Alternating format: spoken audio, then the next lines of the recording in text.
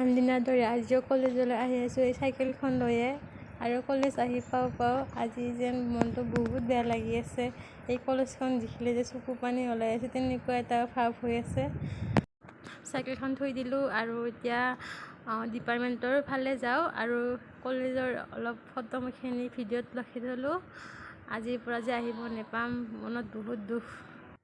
আৰু এইখিনি হৈছে কলেজৰ সন্মুখৰ পৰিৱেশ আৰু এইখন আছিল মোৰ বহুত মৰমৰ কলেজ আৰু ইয়াত মই 7টা বছৰে অধ্যয়ন কৰিছিলোঁ আৰু আজি শেষৰটো দিন 7টা বছৰৰ কেনেকৈ পাৰ হ'ল গমেই নাপালোঁ।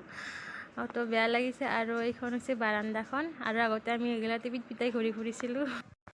আৰু এইটো হৈছে আমাৰ শেষৰ যিবিলাক ক্লাছ কৰিছিলোঁ সেই ৰুমটো হৈছে এইটো আৰু এই ৰুমটো অলপমান অপৰিপাটি হৈ আছে মানে কেইদিন ক্লাছ হোৱা নাই যে সেইকাৰণে। এইটো ফাৰ্ষ্ট ছেম আছিল আৰু এইটো ৰুমটো আছিল থাৰ্ড ছেম আৰু ফ'ৰ্থ ছেমৰ য'ত আমি লাষ্ট ক্লাছবোৰ কৰিছিলোঁ ইয়াতে। আৰু ইয়াতে মই বহিছিলোঁ ইফালে প্ৰথম বেঞ্চত। তো এবাৰ বহিছা আৰু লাষ্টবাৰৰ কাৰণে আজিৰ পৰা আৰু এইখন কলেজৰ পৰা যাবগৈ লাগিবই। আৰু ইফালে মোৰ লগৰবোৰে বহিছিল তো ভিডিঅ'টো কৰিলোঁ যাতে মনত থাকি যায় যেতিয়ালৈ ভিডিঅ'টো থাকে আৰু মই চাব পাৰিম সেইকাৰণে ৰাখিলোঁ ভিডিঅ'টো বনাই।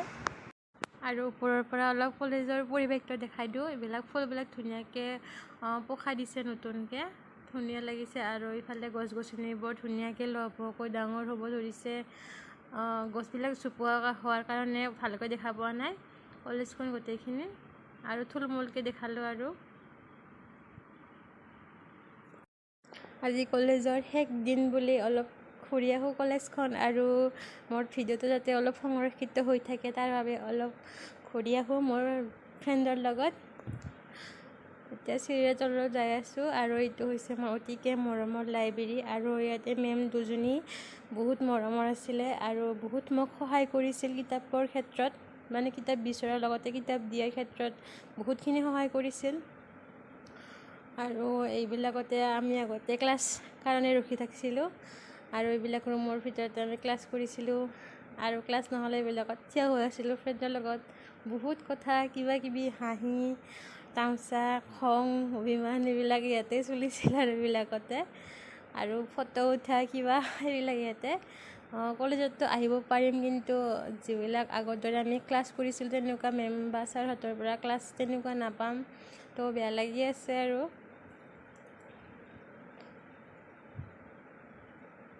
আৰু আমি এতিয়া ডিজিটেল ৰুমত বহি গ'লোঁ সকলোৱে আৰু ছাৰ মেমহঁতেও আহি পালে আৰু ইয়াতে আমাৰ আজি শেষৰখন মিটিং হৈ যাব কলেজৰ। তো মেমহঁতেও আহি পালে অলপ পিছত আৰম্ভ হ'ব আৰু। সকলোৰে মনত আনন্দ লাগে, মোৰো লাগে, কিন্তু তাতে মোৰ এটা বিষাদ থাকে। পূৰ্ণিমাৰ দিনটোৰ ৰূপালী আভা মই সম্পূৰ্ণৰূপে কৰিব নোৱাৰোঁ, 99% পাৰোঁ, 1% কিয় নোৱাৰোঁ। কালিৰ পৰা অমাৱস্যা, অহাকালিৰ পৰা অমাৱস্যা। তোমালোক ষষ্ঠ সাংবাদিকত যেতিয়া উঠিলা সেইদিনাখনৰ পৰাই মোৰ মনত ছোৱালীবিলাকৰ চকু মুখবিলাক চাওঁ আৰু ভাবোঁ ইহঁতটো এতিয়া গুচি যাব। ঠিক সেইদৰে স্নাতকোত্তৰ 4ৰ্থ সাংবাদিকত যেতিয়া উঠিলা, 3rd ছেমিষ্টাৰৰ ৰিজাল্ট নায়েই দিয়া, তথাপিতো মই চালোঁ যে ইহঁতটো আৰু বেছিদিন নাই।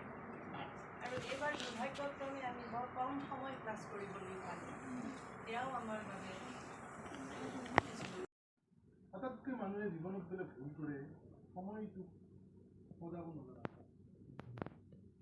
হঠাৎকৈ মানুহে সময় পাব নহয়, কেৱল এনেকৈ কিবা এটা বিচাৰি থাকিয়ে বহুতে সময়টো দিনটো শেষ কৰি সেইবিলাক নকৰিলে বুজিছেনে। কামৰ সৰুজন নাই, কামত জীৱনত মই সেইকাৰণে কৈছিলোঁ প্ৰজেক্ট